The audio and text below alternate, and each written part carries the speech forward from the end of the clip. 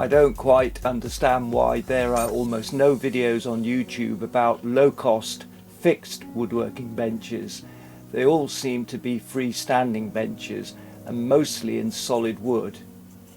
Well, not everyone has a spacious workshop, and fixing a bench to the wall obviously gives it built-in rigidity, and of course it's half the work.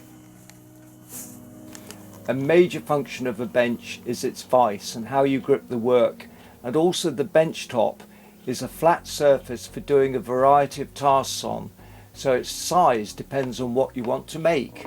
For me, small has always been beautiful. In this video I'm going to show you how I gave one of my workbenches a facelift, and a facelift that cost under £5 and just a few hours work. In another video I showed a bench I built from sturdy floor joists over 35 years ago, and on it I've created many exhibition furniture pieces.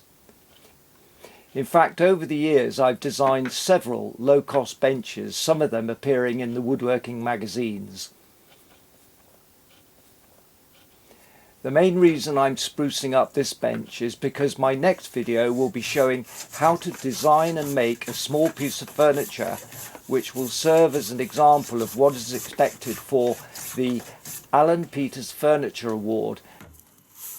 Now, I'm one of the judges for that award, so the message I wish to convey is that you do not necessarily need a very large workshop with an expensive bench and expensive tools to create work of excellence, and the piece should be one that carries the best of hand traditions forward but says something new. Of course, some machining is allowed for the award, but the focus is on hand skill. So back to the bench. I will be the first to confess that because of the vast range of woodworking that I undertake and the modest space that I have, my workspace gets a little untidy.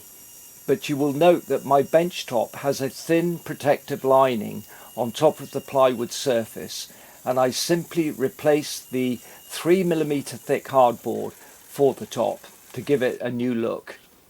I do this every, 4 or 5 years. Now you can see the importance of having a precise vise. In this video I'm showing you how I skimmed the top of the vise to add a thin top facing of close-grained hardwood. It's essential the vise works precisely, that the jaws are flat and parallel, and the vise is square to the bench top.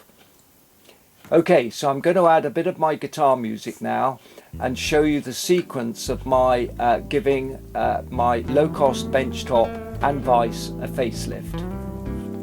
You can see how I've designed the layout of this workshop to include a small bandsaw at the same level as the bench top.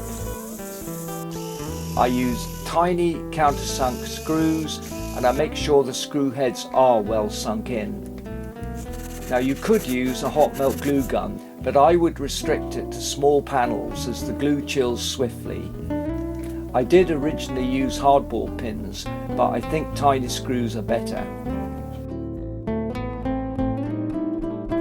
Although my vise jaws were more or less flush, they did need a bit of work, so I'm making a simple jig to use the router to skim the surface of the vise jaws and glue on thin pieces of hardwood.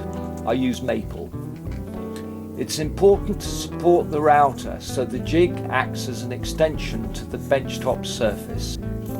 An offcut of the hardboard serves as a batten guide to prevent the router cutter going into the benchtop.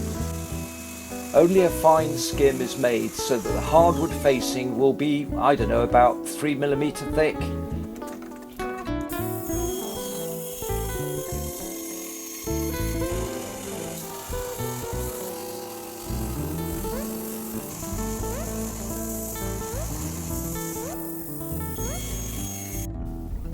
Glue is applied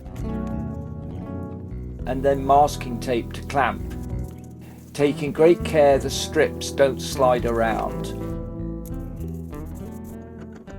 I don't go in for the ritual of oiling bench tops, but I suppose a coat of polyurethane varnish would protect my bench top here. It's not for show, it's for my own use. Actually, this bench has also been used by numerous students on my intensive design and making wood course. I'm now writing a video integrated book on my radical course based on over 40 years teaching in colleges and schools. I have to admit that giving my benchtop this facelift not only makes the filming of my next video on how to create an award entry makes it tidier, but it puts me in a good frame of mind and to prepare the tools and generally get everything set out before I start making. One thing I forgot to mention, but it's probably intuitive for most woodworkers, is that when using a bench for malleting, you simply position the work over a leg. So you don't actually need a really thick bench top. This bench is particularly narrow to make room for some of my machines, but it still serves the purpose for modestly sized pieces of work, and is just one of my benches. The great joy of woodworking for me is to use readily available off-the-shelf materials, and this hugely useful bench used just that. I tend to stock up with standard section materials, so I always have materials at hand. Thanks for watching.